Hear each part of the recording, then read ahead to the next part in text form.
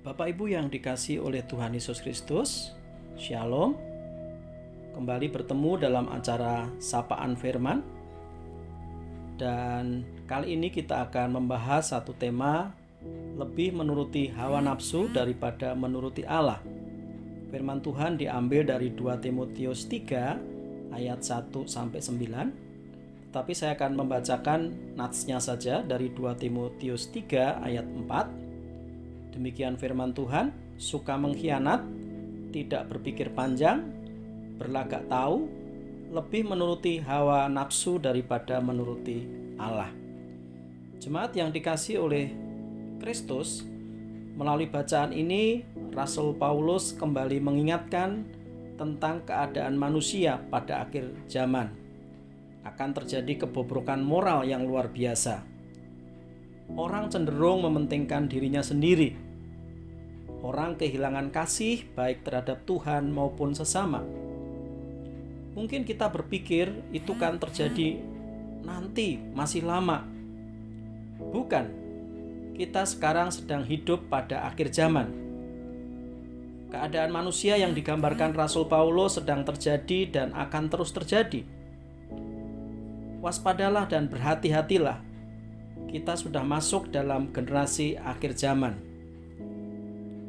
Sejak manusia diciptakan, Tuhan menaruh berbagai keinginan, dorongan, atau nafsu untuk memenuhi kebutuhannya.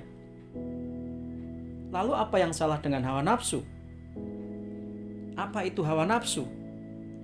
Dalam Kamus Besar Bahasa Indonesia, hawa nafsu dijelaskan seperti berikut. Yang pertama, selera atau gairah atau keinginan. Contohnya ketika kita lapar, kita ingin makan. Ketika kita haus, kita ingin minum. Ini yang disebut dengan nafsu yang positif. Tetapi juga dijelaskan yang kedua, hawa nafsu dikaitkan dengan dorongan hati yang kuat untuk berbuat kurang baik, seperti marah, panas hati. Dan yang ketiga, hawa nafsu juga dijelaskan dorongan batin untuk melakukan tindakan yang mengarah kepada kejahatan, kemaksiatan, ataupun tindakan dosa lainnya. Ciri-ciri orang yang hidupnya menuruti atau dikuasai hawa nafsu, biasanya hidupnya penuh dengan keserakahan, ketamakan, dan selalu merasa tidak puas dengan apa yang dia miliki. Dan untuk memuaskan hawa nafsunya, manusia cenderung melakukan berbagai kejahatan, kelicikan, menghalalkan segala cara, ketidakjujuran, dan tidak takut berbuat dosa.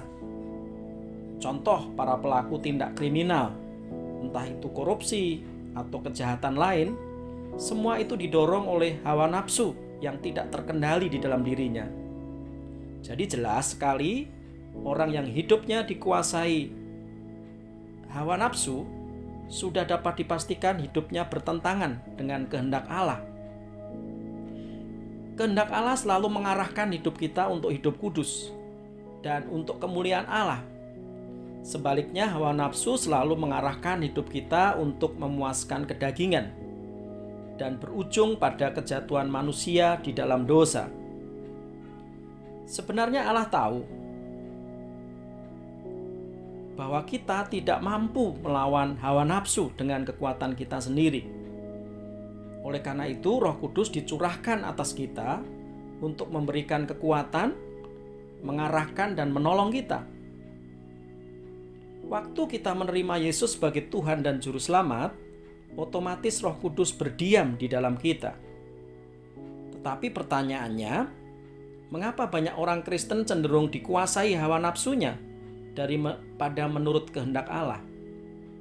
Jawabnya yang pertama, banyak orang Kristen tidak menyadari, tidak tahu bahwa Roh Kudus berdiam di dalam kita. Menyedihkan.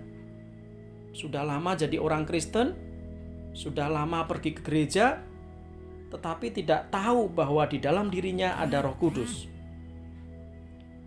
Dan yang kedua, banyak orang Kristen tahu kalau di dalam dirinya ada Roh Kudus, tetapi tidak mau dipimpin oleh Roh Kudus. Ini lebih menyedihkan.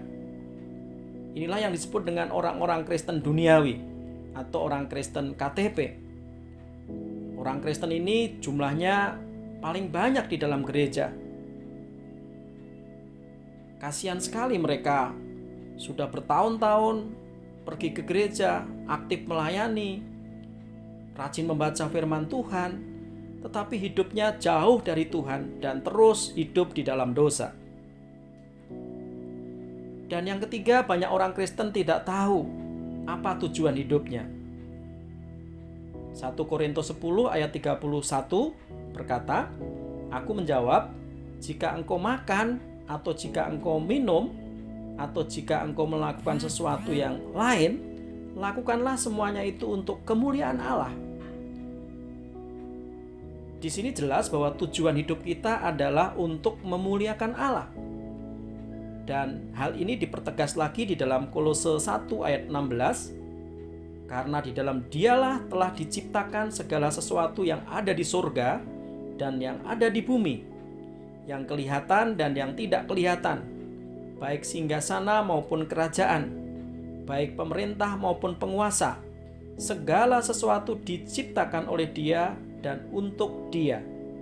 Jadi jelas sekali bahwa tujuan Allah menciptakan dunia dan isinya, termasuk manusia, untuk kemuliaannya. Jemaat yang dikasih Kristus, melalui sapaan firman kali ini, kita diingatkan 4 hal. Yang pertama, kita sedang hidup di akhir zaman yang penuh dengan kebobrokan moral. Waspadalah dan berhati-hatilah selalu. Yang kedua, hidup dikuasai hawa nafsu akan membawa kita pada dosa dan kebinasaan. Sebaliknya, hidup menurut Allah akan membawa kita pada kekudusan, damai sejahtera, sukacita, dan jaminan hidup yang kekal. Yang ketiga, Tuhan menciptakan manusia untuk satu tujuan, yaitu hidup memuliakan Tuhan, bukan untuk memuliakan dirinya sendiri. Dan yang terakhir, kita dapat hidup menurut kehendak Allah jika kita mau dipimpin oleh Roh Kudus.